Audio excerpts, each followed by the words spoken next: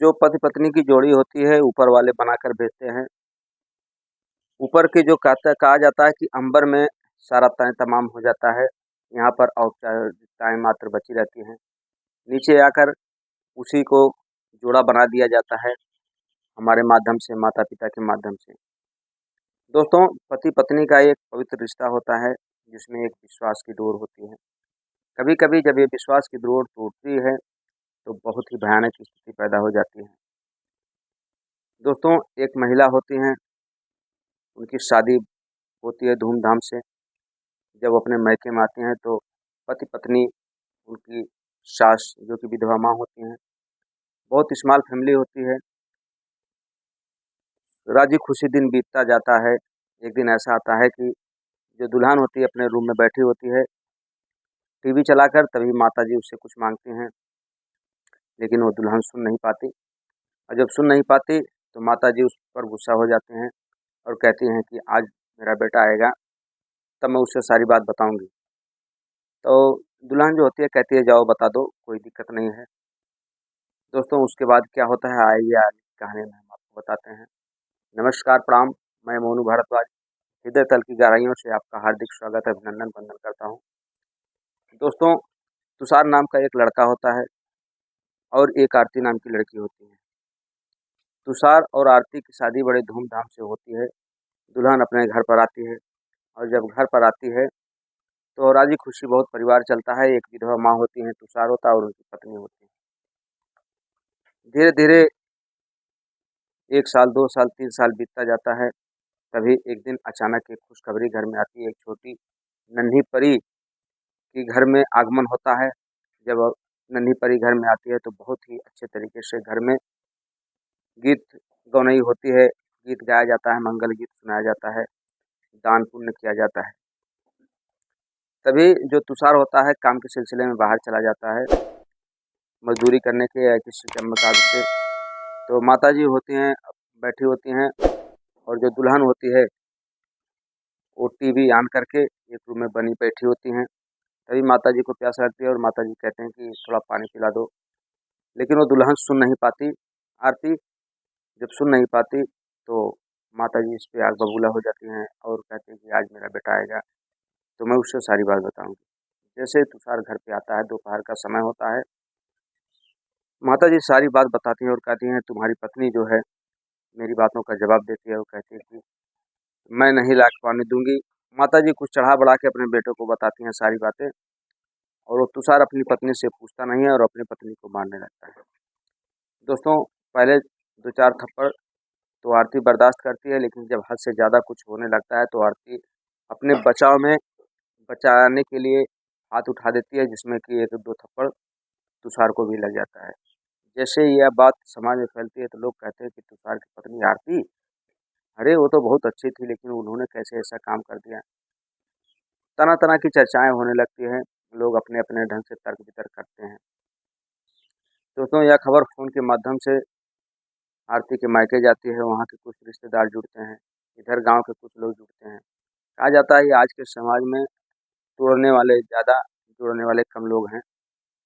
तभी कोई कहता है कि अरे ये औरत रखने लायक नहीं है, जब ये अपने पति को मार दिया है, तो सारी मर्यादाएँ इन्होंने तोड़ दिया है, इसको हर हाल में यहाँ से भगा देना चाहिए। लड़की पक्ष वाले कहते हैं कि जो मर्द अपनी औरत के ऊपर हाथ उठाता है वो मर्द नहीं, वो नपुंसक एक प्रकार से है, नामर्द है, क्योंकि अगर उसको हाथ उठाना है तो किसी मर्द के साथ आके हाथ उठाए।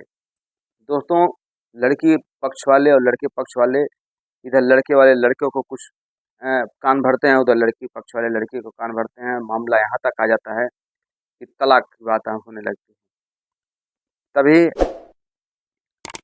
जो तुषार होता है वो जाके कोर्ट में अपनी बीवी के खिलाफ अवैध संबंध के बारे में मुकदमा दर्ज करा देता है कि जो मेरी बीवी है उस गैरों मर्दों के साथ अवैध संबंध बनाती है। जो लड़की आरती होती है वो अपने लायर को लेकर के दहेज प्रथा, मानसिक उत्पीड़न, घरेलू हिंसा का मुकदमा दर्ज करा के बैठ जाती है। अब तारीख पे तारीख पड़ने लगती है, लगातार तारीखें लगती हैं। 1 से 2 साल बीत जाते हैं, अभी तक कोई मामला फैसला नहीं होता। तभी एक दिन ऐसा आता है कि दोनों की तलाक की जो अर्जी होती है वो मंजूर हो जाती है और दोनों वकील आपस में बैठकर हँसते हैं, बातें करते हैं। उधर के फैमिली वाले भी होते हैं, इधर के फैमिली वाले होते हैं। अब सिर्फ़ फैमिली वाले ही होते हैं जो बीच में बिचौलिए थे, नात रिश्तेदार जो मुकदमा कराए थे। अब वो कोई आता नहीं, ना तो तारीख देखने आता है, ना कोई ₹1 देने आता है, ना तो उनकी हाल-चाल पूछने आता है। क्योंकि दोस्तों जब मार-झगड़ा होता है, तो इंसान को अपने माइंड से, अपने सेंस से कुछ कार्य करना चाहिए क्योंकि आज के समाज में बिचौलिए जो लोग आते हैं, वो आपको अपने पथ से भटका देते हैं। वो थाना पुलिस मुकदमा कराने के बाद निकल जाते हैं। ऐसा ही कुछ आरती और तुषार के साथ हुआ। अब आरती एक बेंच पर बैठी है, तुषार भी सामने बैठा है। दोनों एक दूसरे को देख रहे हैं, लेकिन कुछ कहने की स्थिति में नहीं है। तभी तुषार कहता है कि अब तो हम दोनों का तलाक हो गया है, चलो एक बार साथ में बैठकर चाय पी लेते हैं। अब पता नहीं भविष्य में कभी आपसे और हमारी मुलाकात हो कि ना हो। दोनों दोस्तों बात करते हैं, चाय पीते हैं। तभी तुषार कहता है कि अब तो तुम्हें बड़ी खुशी होगी क्योंकि तुम्हारा तलाक जो है मंजूर हो गया। तब जो आरती होती है कहती है आपको भी तो खुशी होगी क्योंकि आपने मुझे अवैध मर्दों के साथ बदनाम कर दिया कि मेरा अवैध मर्दों के साथ शारीरिक संबंध है। दोस्तों दोनों आपस में बातचीत करते हैं तभी तुषार कहता है अच्छा ये बताओ तुम्हारी तबीयत अब कैसी है? तुम्हारे कमर में लगातार दर्द होता रहता था। अब ये बताओ कि तुम्हारी तबीयत कैसी है? तब आरती कहती है मेरी तबीयत तो जैसी है तैसी है, चल रही है, दवा ले लेती हूँ। तुषार कहता है चलो ठीक है, मुझे हर्जाने के तौर पर तुम्हें 6 लाख रुपए देने हैं। जो बगल के खेत है वहाँ का आप उस खेत को ले करके और उसको बेच करके अपना ले लो।